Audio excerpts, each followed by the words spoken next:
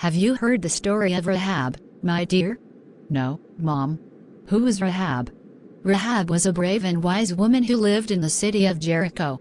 It's a very old story from the Bible. Would you like to hear it?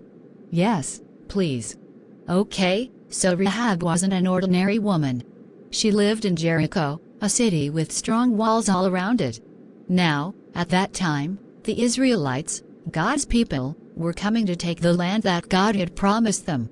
But to do that, they needed to conquer Jericho. Did Rahab know about the Israelites? Yes, she did.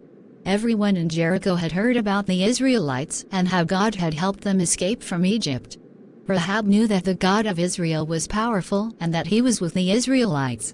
So, when 2 Israelite spies came to Jericho, Rahab did something very courageous. What did she do? Rahab welcomed the spies into her house and hid them. The king of Jericho heard about the spies and sent men to capture them. But Rahab was clever. She told the king's men that the spies had already left the city when, in fact, they were hiding on her roof under some stalks of flax. Wow, that was brave.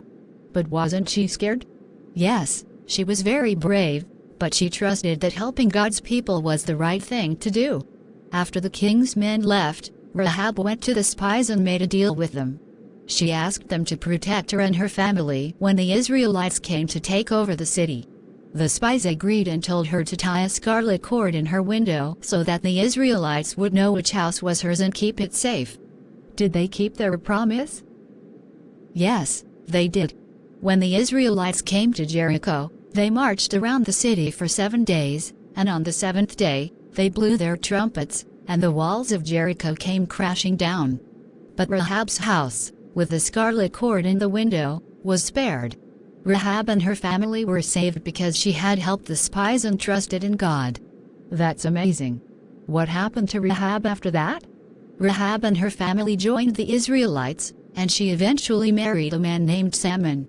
They had a son named Boaz, who became the great-grandfather of King David. And do you know what else? Rahab is even mentioned in the genealogy of Jesus in the New Testament. So, she was really important. Yes, Rahab was a very important person. Her faith and courage made a big difference.